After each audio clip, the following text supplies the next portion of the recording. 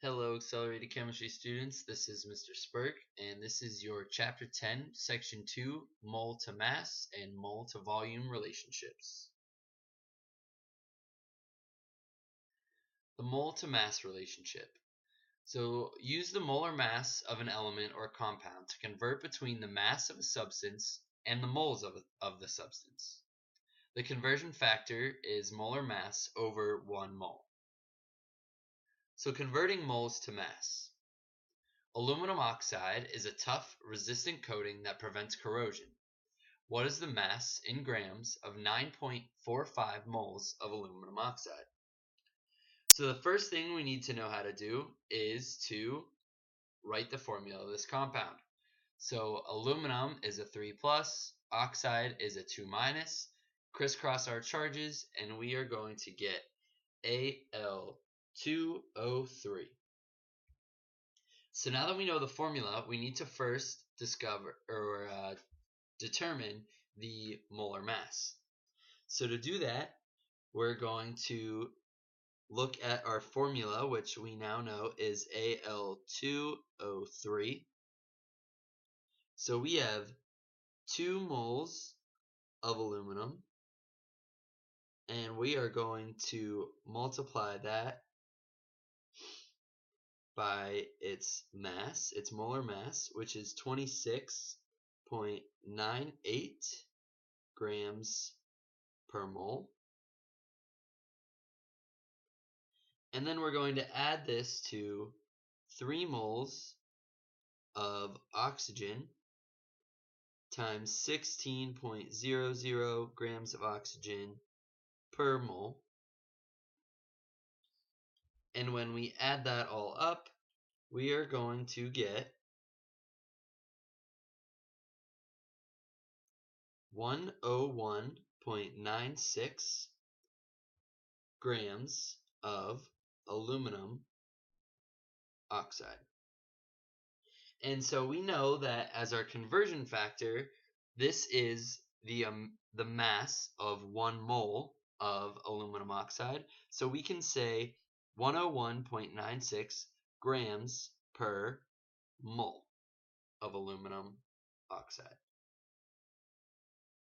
So now we need to solve for the mass. So we look at what our starting point is, and they give us 9.45 moles of aluminum oxide. So we have 9.45 moles of Al2O3, and we're going to use our conversion factor we just found. And we know that if moles here is on the top, we need to cancel that out with moles on the bottom. So we're going to say 101.96 grams of Al2O3 for every mole of Al2O3. And we're going to cancel out our units here and multiply that through, and we're going to be left with 964 grams of Al2O3.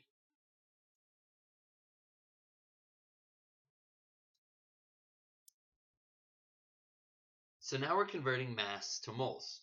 So rust is iron 3 oxide. And how many moles of rust are contained in 92.2 grams of pure iron 3 oxide?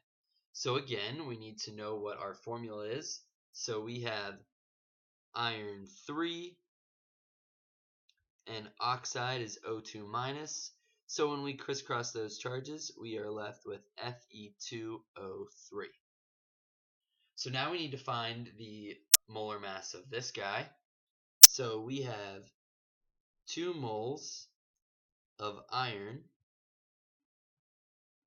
times 55.86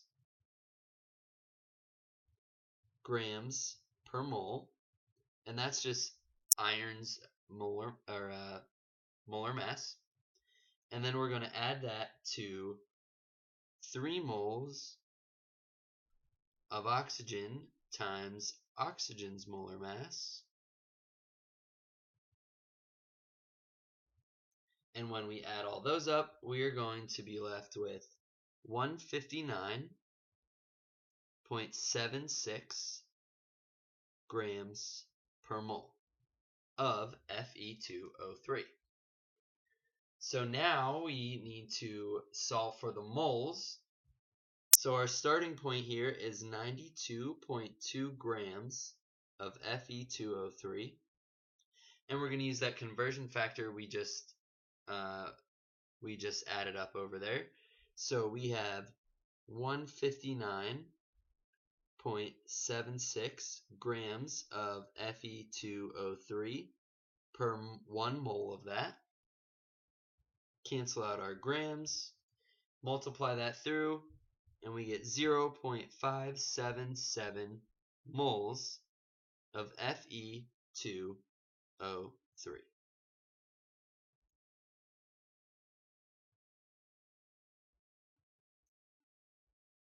So now let's talk about the mole-volume relationship. Notice that the volumes of 1 mole of different solid and liquid substances are not the same. So the volumes of 1 mole of glucose and 1 mole of perochlorobenzene are much larger than the volume of 1 mole of liquid water. So Avogadro's hypothesis. Avogadro's hypothesis states that equal volumes of gases at the same temperature and pressure contain equal numbers of particles. And the particles that make up different gases are not the same size. However, particles in all gases are so far apart that a collection of relatively large particles does not require much more space than the same number of relatively small particles.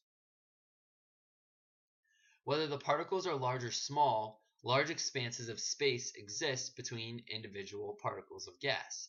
So if we look on the left, we have small little blue dots representing the smaller gas particles, and then we have the dots on the right representing the larger gas molecules. So even though each particle is different in size, they still take up the same amount of space when we have the same number of them. So the volume of a gas varies with change in temperature or a change in pressure. Due to these variations with temperature and pressure, the volume of a gas is usually measured at standard temperature and pressure, or we just denote that as STP. STP means a temperature of 0 degrees Celsius and a pressure of 1 atmosphere, or ATM, which is also equal to 101.3 kPa, and kPa stands for kilopascals. At STP, 1 mole of any gas occupies a volume of 22.4 liters. The quantity 22.4 is called the molar volume of a gas. So the molar volume is used to convert between the number of moles of a gas and the volume of a gas at STP. The conversion factor is 22.4 liters equals 1 mole. So SO2 is a gas produced by burning coal. It is an air pollutant and one of the causes of acid rain. So determine the volume in liters of 0.6 moles of SO2 gas at STP. So we start with what we know, and we know that we have 0.60 moles of SO2 at STP. And we know from the last slide that we can convert from moles to liters. And that conversion factor is 22.4 liters per 1 mole. So we can cancel out our units, and we multiply that through, and we are left with 13 liters of SO2. So 0.6 moles of SO2 is equivalent to 13 liters of SO2. So now let's calculate molar mass and density.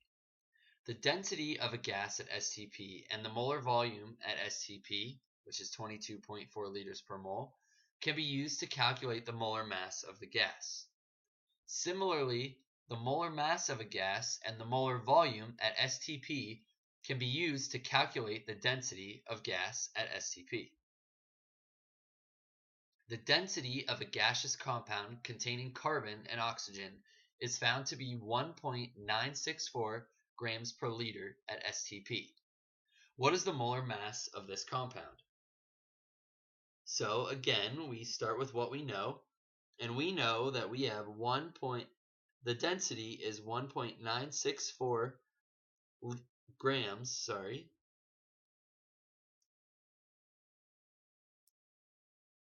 we have 1.964 grams per liter of the gas at STP, and we know that our conversion factor is 22.4 liters per mole.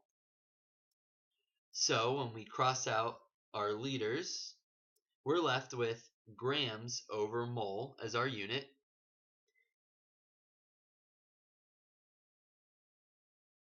And when we multiply that math through, we get 44.0 grams per mole. And we know that grams per mole is the unit for molar mass. So here we have this little depiction. You should copy this down into your notebook.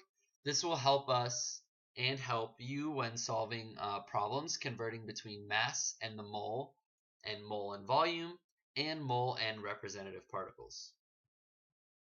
As always, all information on these slides has been acquired and adapted from Pearson Chemistry 2012 edition of the Textbook Resources CD and pearsonchem.com.